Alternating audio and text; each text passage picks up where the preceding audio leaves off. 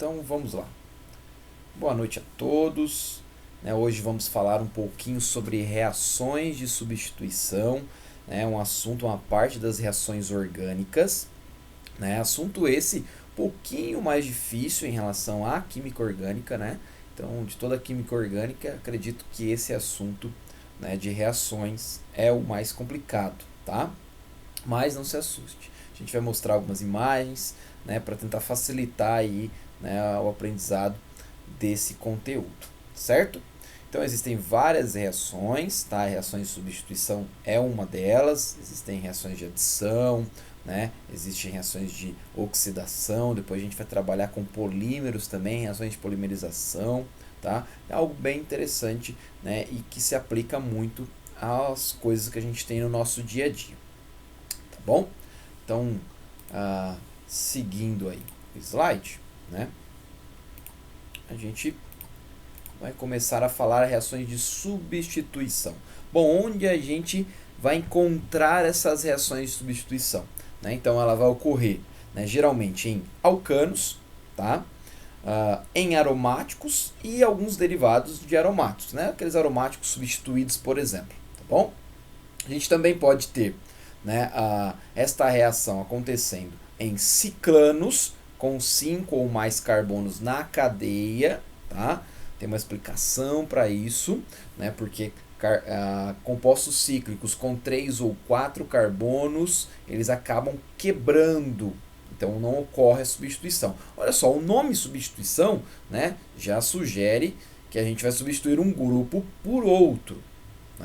Então, em ciclanos com menos de 5 carbonos, ou seja, 3 ou 4 carbonos na estrutura cíclica, você não acaba substituindo, você acaba quebrando esse anel, esse ciclo, e aí você acaba reagindo com a substituição não ocorre, na verdade entra o grupo no local onde deveria ter uma ligação covalente, certo? Os alcanos, inclusive, eles são chamados de parafínicos por serem pouco reativos, tá? Mas aí, a gente consegue fazer a substituição de alguns grupos, por exemplo, hidrogênio por outro grupo, através dessas reações. São reações que requerem, é claro, um pouco de tempo. Por eles serem pouco reativos, as reações geralmente são lentas. E a gente precisa de algumas condições para favorecer essa reação.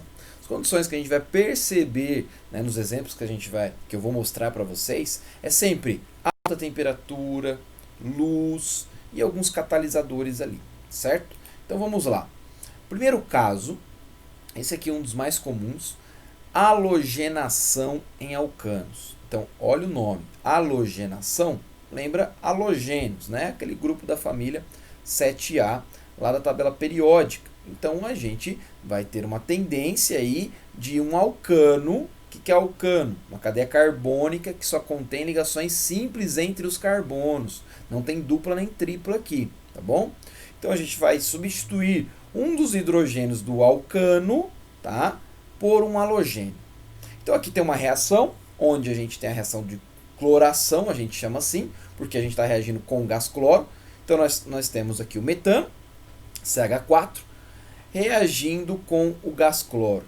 Reparem que para ocorrer uma reação de substituição, é necessário, portanto, ter luz e alta temperatura. Então, esse símbolo delta significa alta temperatura. Então, a gente vai ter a troca, a substituição de um hidrogênio por um cloro. Reparem que eles trocam de posição. Então, a gente acaba formando aqui o clorometano e o HCl.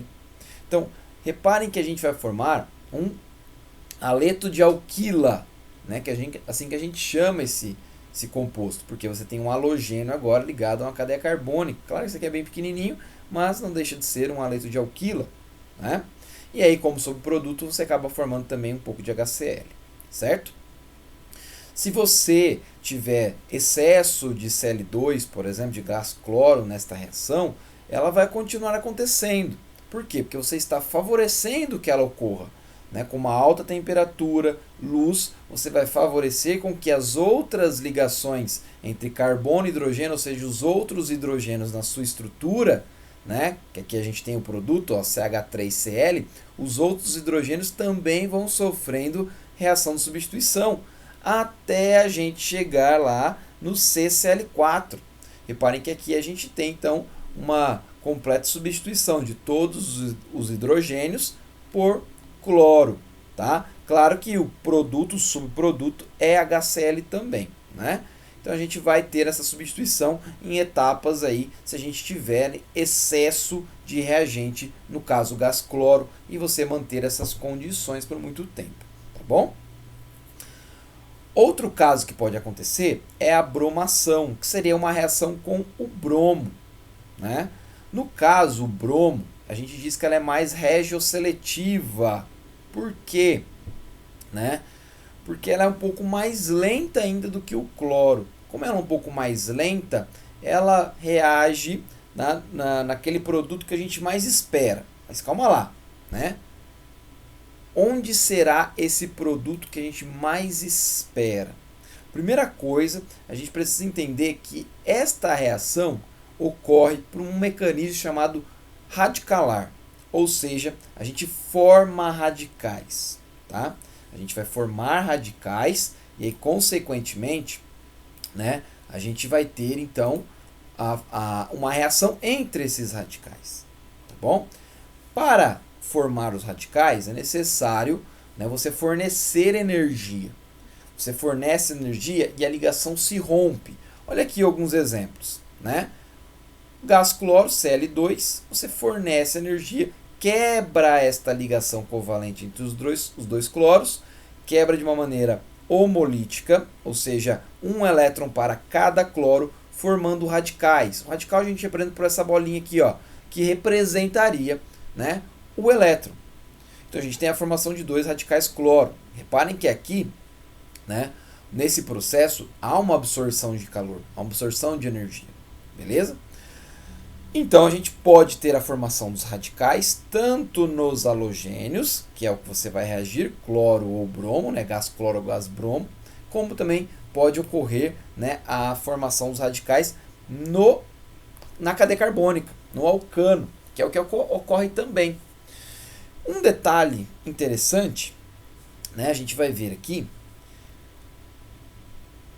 com flúor, com gás flúor, por exemplo, e com gás iodo, praticamente não acontece a reação de substituição. Então uma halogenação fica restrita entre uma cloração e uma bromação, ou seja, uma reação entre gás cloro e gás bromo. Mas por que não ocorre com o gás flúor? O gás flúor, como vocês podem ver aqui na reação, ela libera, tá, no processo, ou seja, a formação do produto, ela libera 101 quilocalorias por mol. Tá? Estou falando de quilocalorias, poderia falar em quilojoule, que seria 423. Então aqui a liberação de energia é muito grande, o que faz com que a própria molécula se destrua. Por essa quantidade de energia muito grande, vai quebrar as outras ligações, você acaba rompendo e não produzindo o produto esperado. Já no cloro e no bromo, a quantidade de energia liberada não é alta, é pequena, ó, menos 6, menos 24, então é pequena. Então não acaba atrapalhando a formação do produto. Já na reação com gás iodo, reparem que o ΔH da reação ele é positivo, ou seja, o processo é endotérmico. Então, para formar o produto, é muito difícil. Mostra isso para mim só pelo dado de ΔH, que é difícil de formar, né, esse produto. Requer uma absorção de energia. Então já mostra pelo ΔH que essa reação não vai ser fácil de acontecer. Pode ocorrer? Claro que pode, mas ela é tão lenta, mas tão lenta, mas tão lenta, que você quase vai demorar tanto tempo para formar o produto que é inviável fazer uma reação, né, com gás iodo. Então a gente não faz, tá? Então por esse motivo fica restrito entre o cloro e o bromo. Tá bom? Reparem que aqui a gente tem um alcano um pouco maior, né? Claro, o primeiro exemplo citado foi bem pequenininho e a gente reage com o Cl2. Então, basicamente, uma reação de substituição é substituir um hidrogênio por um halogênio. A gente troca de posição, não é? Então o que vai acontecer? Um dos hidrogênios aqui do meu alcano vai trocar, vai substituir por um cloro do Cl2. Então eu vou formar o HCl e o cloro vai entrar no lugar do hidrogênio. Mas reparem que eu tenho diversas possibilidades, não é? Eu tenho então uma possibilidade aqui na extremidade, tá? Então isso aqui é uma possibilidade. Aqui é equivalente à posição, né? Então pode ser ou um desses 3 hidrogênios ou um desses outros 3 hidrogênios. Você tem esta possibilidade, que é com esse hidrogênio do carbono terciário. Você tem esta possibilidade, ou seja, 2 hidrogênios do carbono secundário. E você tem essa outra possibilidade, esses 3 hidrogênios aqui do carbono primário da extremidade direita. Então a gente pode ter a formação de 4 produtos, porque o posicionamento desse halogênio vai ser diferente, certo? O que vai me gerar uma molécula diferente. Então eu tenho 4 produtos possíveis de ser formados. Tem uma certa preferência em algum? Tem.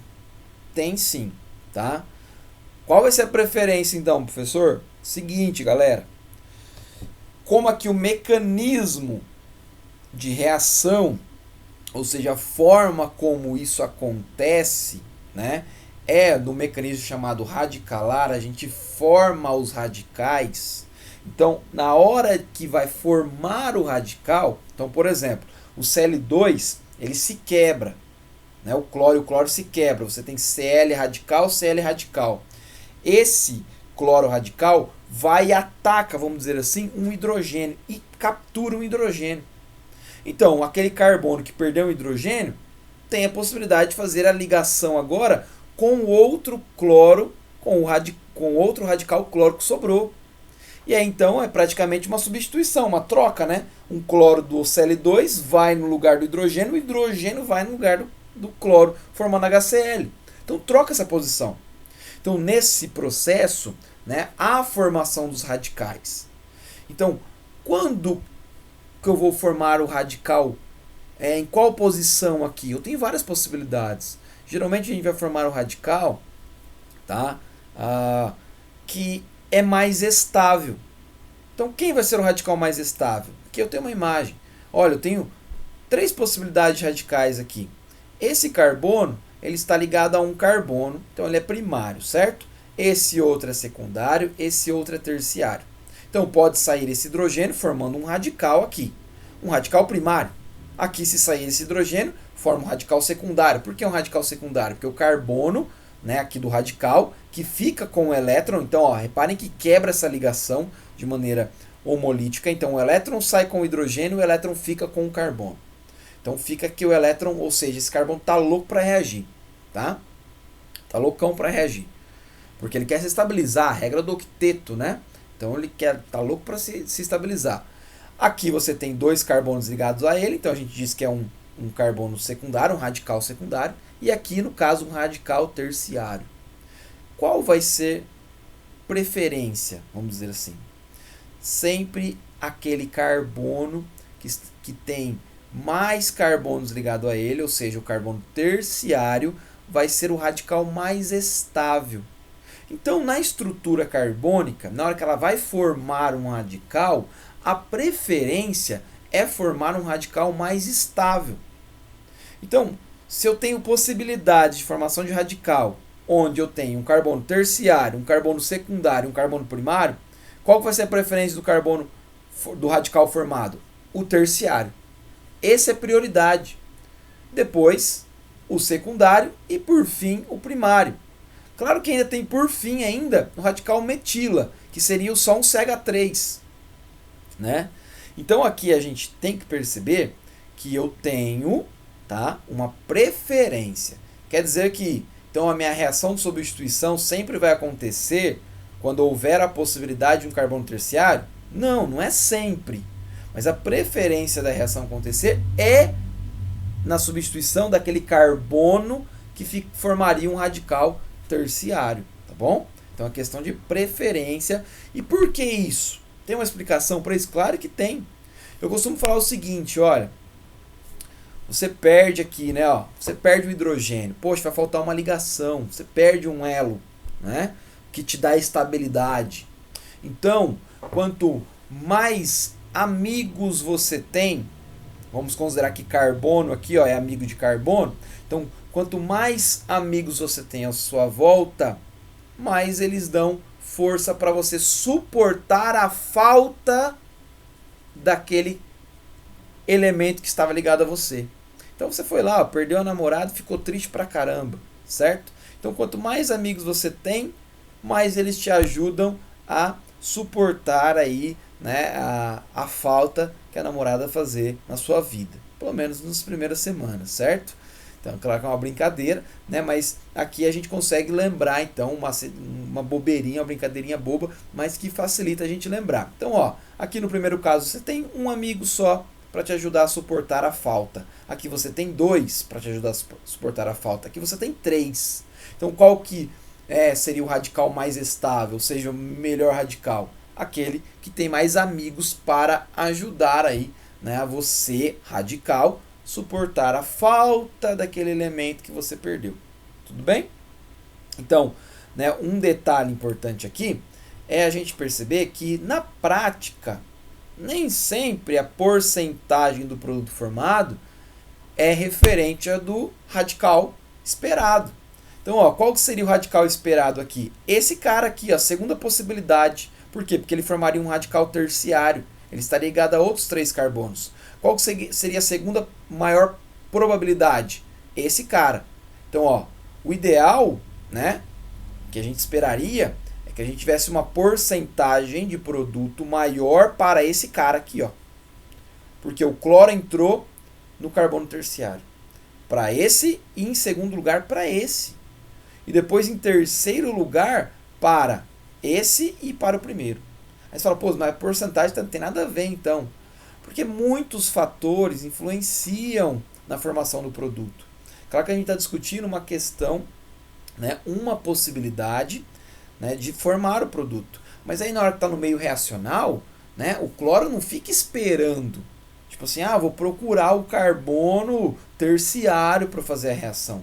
O cloro ele é muito mais reativo do que o bromo até. Então ele já vai reagindo. Então tem a ver também com a estrutura tridimensional, né? Questão de probabilidade, principalmente probabilidade, né? Qual que é a probabilidade do cloro entrar em reação com algum dos hidrogênios às extremidades aqui, ó, da molécula? Muito maior do que ele conseguir alcançar esse carbono terciário que vai estar no meio da estrutura. Então tem tudo isso aí a ver também, tá? Questão de probabilidade. Reparem que eu disse agora há pouco que o bromo, né, o gás bromo, ele é mais regioseletivo. O que isso quer dizer? Que o bromo, por ser uma reação mais lenta, ela acaba reagindo mais no carbono terciário do que aqui no cloro, por exemplo. Então, no bromo a gente esperaria uma porcentagem maior nessa substituição, ou seja, o bromo aqui ligado ao carbono terciário, tá bom? Continuando aí, né? A substituição também muito comum ocorre em anéis aromáticos, tá? Só lembrando uma coisinha. Quando eu sei que esse composto cíclico de fato é aromático? A gente usa a regrinha de Huckel, vocês vão lembrar isso daí, né? Então, a regra de Huckel é 4N mais 2 é igual ao número de elétrons π do anel. Lembrando que elétrons π é aqueles elétrons que está fazendo a dupla ligação. Então, aqui, ó, segundo traço representaria essa ligação π. Então, eu tenho um par de elétrons aqui. Então, são 2, 4, 6 elétrons π. Isso é igual a 4N mais 2, onde N seria o número de núcleos aromáticos. E a resposta tem que ser um número inteiro. Do contrário, você não tem um núcleo aromático. Se você fizer para o benzeno, você vai encontrar a resposta como N igual a 1, ou seja, um núcleo aromático, beleza? E neste caso aqui, por exemplo, o ciclo octatetraeno, você encontra, né, não um número inteiro. Você não vai encontrar um número inteiro. Você vai encontrar aí, né, 6 dividido por 4, tá? E que não vai ter um núcleo aromático, certo? Mas vamos lá. Uma das reações comuns é a halogenação em aromáticos, né? Então a gente acabou de ver a halogenação em alcanos e a gente tem a halogenação em aromáticos. Tá, o que muda? A halogenação em alcanos, eu preciso de alta temperatura e luz, né? Que vai facilitar a quebra das ligações, formação de radicais e a reação. Beleza. Aqui o mecanismo é um pouco diferente, tá? A gente tem um catalisador.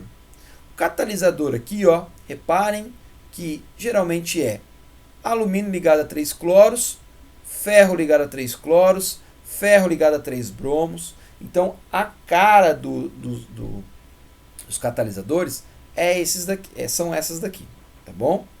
Então, ele vai ter uma função muito importante para, então, gerar a substituição. Poxa, professor, esse assunto é um pouco mais complicado, realmente é. Então, eu mostro para vocês uma maneira mais simples, tá? E depois a gente aprofunda um pouco mais para entender, então, esse processo. Primeira coisa, reparem que nesse anel aromático, é claro, a gente tem os hidrogênios em todos os carbonos aqui sobrando, né? Então, a gente vai substituir um dos hidrogênios por um halogênio. No caso aqui, o cloro. Reparem que troca de posição. Olha, o hidrogênio vem no lugar do cloro aqui, formando o HCl, e um dos cloros entra no lugar do hidrogênio. Então, a gente tem agora um clorobenzeno, certo? Simplesmente acontece isso. Como é que eu vou saber que realmente vai acontecer essa reação? Os indícios são o catalisador utilizado, tá? Então, fiquem um pouco atento. Então, essa parte de reações orgânicas requer uma atenção muito grande, tá? Dá bastante trabalho, né? Mas com o tempo você vai acostumando, tá bom? Vamos entender como é esse mecanismo agora. Então, olha só, a primeira coisa que ocorre, tá? É a formação de um eletrófilo. Você fala, nossa, professor, o que é eletrófilo, cara? Eletrófilo é uma espécie que gosta de elétrons. Então, ó, eletrófilo. Filo é o gostar ali.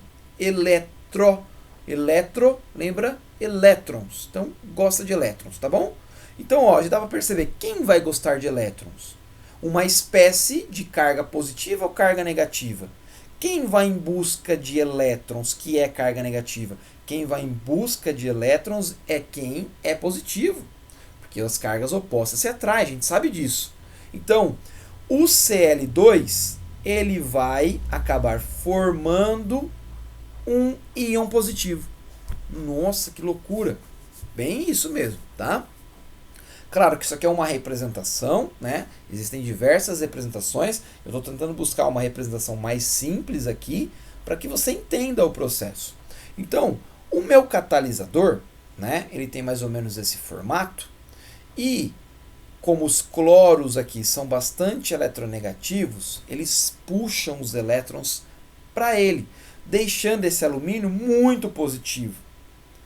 Quando esse alumínio chega próximo desse cloro, que eles têm, né, igual valor de eletronegatividade, então a gente não tem uma molécula polar aqui, mas quando essa carga positiva do alumínio se aproxima do Cl2, ele acaba puxando os elétrons para ele. É como se os elétrons aqui da ligação entre cloro e cloro fossem para um lado só, ou seja, fosse para um cloro só. E esse cloro, né, como se fosse o seguinte, ó, vou tentar representar isso bem rápido para vocês, tá?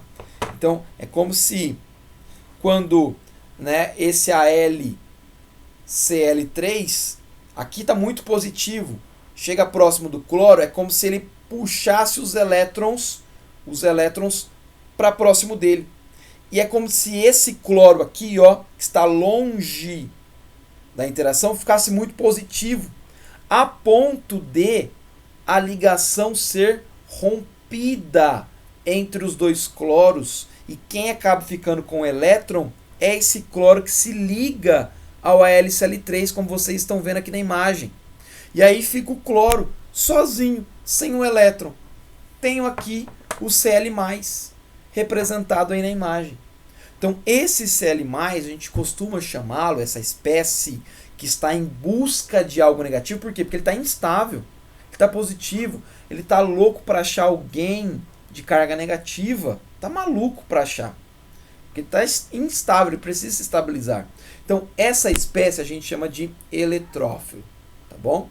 Está em busca de algo negativo, de elétrons. Quando agora tenho ali um anel aromático. Anel aromático, a gente sabe que a gente tem as duplas alternadas da ligação π, fica trocando de posição pelo processo de ressonância. Então a gente tem, né, uma densidade eletrônica, ou seja, uma densidade de elétrons bem grande aqui em cima. Quando esse cloro passa próximo desse anel aromático, esta nuvem de elétrons aqui da ligação π ataca esse cloro. Esse ataque que eu estou querendo dizer, então, é os elétrons aqui da minha ligação dupla, eles vêm para se ligar a esse cloro positivo. Então é como se ele capturasse esse cloro perdidão, louco para se estabilizar. E aí, ó, reparem que rompeu a ligação dupla, e esta ligação dupla, ou seja, esse par de elétrons do anel, vai para quem? Para se ligar ao cloro. Tá aqui, ó, se ligou ao cloro. Só que é claro, você acaba criando uma espécie positiva, é o que a gente chama de carbocátion. O carbono aqui do canto, ele fica positivo. Mas por que ele ficou positivo? Porque ele fazia 4 ligações, não é? 1, 2, 3 e o hidrogênio que está escondido aqui, que seria a quarta. Como você quebrou a ligação do par de elétrons, você utilizou para fazer a ligação agora com o cloro positivo, você deixou esse carbono sem o elétron. Então, o que vai acontecer basicamente? A ligação, tá? Carbono-hidrogênio desse carbono aqui que já tem, né? Vai se romper e vai voltar a formar a dupla. Tá, mas como vai se romper? Esse cloro do AlCl3 ligado ao cloro, que agora formou o AlCl4-, que é essa espécie, esse cloro aqui, como ele está com excesso de elétrons, ele faz o quê? Ele captura esse hidrogênio. Ele retira esse hidrogênio do anel. Então, como ele retira esse hidrogênio do anel aromático, ele vai lá e retira o hidrogênio. Sai o hidrogênio junto com o cloro, formando HCl. E aí, esta ligação, o elétron da ligação carbono-hidrogênio, vem para formar de novo a dupla. E aí você refaz o anel aromático. Claro que isso ocorre muito rápido, pessoal, mas eu estou tentando mostrar isso em passo a passo para vocês. Então a gente retomou o anel aromático. O que basicamente ocorreu? A gente trocou de posição o hidrogênio do anel aromático por um cloro do Cl2. Trocamos de posição. Claro, não está aparecendo aqui o produto HCl, mas pode anotar isso se você estiver anotando no caderno. Mais HCl, porque é o subproduto. Esse é o produto que eu espero, que eu queria. O subproduto seria o HCl. Então a gente tem aqui o clorobenzeno. Então a reação de halogenação ocorre dessa forma, certo? Aqui eu tenho, né, um gráfico para mostrar que de fato esta reação, mesmo pelos problemas que ela tem no início para acontecer, o produto formado ele é menos energético do que o reagente. Ó, pouca coisa, mas é. Então, eu olhando para esse gráfico, eu consigo observar que o meu produto, por ele ser menos energético do que o reagente, né, que o benzeno, é provável de eu formar esse produto. É tudo questão de energia, tá? Então, ó, para ocorrer então a formação do intermediário, vamos chamar assim, que é aquele momento onde eu tenho o hidrogênio e o meu cloro que entrou aqui representado pelo E, que é o eletrófilo, tá? Então a gente tem um momento de instabilidade muito grande, não é à toa aqui, ó. Olha só como a energia livre aqui de Gibbs pula para um estágio muito alto, tá? Ocorre o processo de ressonância aqui mesmo, né, no anel, e a gente tem aí, ó, a retirada desse hidrogênio. Quem retira o hidrogênio? Aquela espécie que era o Cl-, vai lá e retira o hidrogênio. E aí você tem a formação de um novo produto, ou seja, aquele grupo, né, que é o cloro, substituiu o hidrogênio, certo? E você tem um produto menos energético do que o reagente. Então é provável de formar o produto, tá bom? Então isso mostra para vocês. Pessoal, pela aula de hoje a gente para por aqui.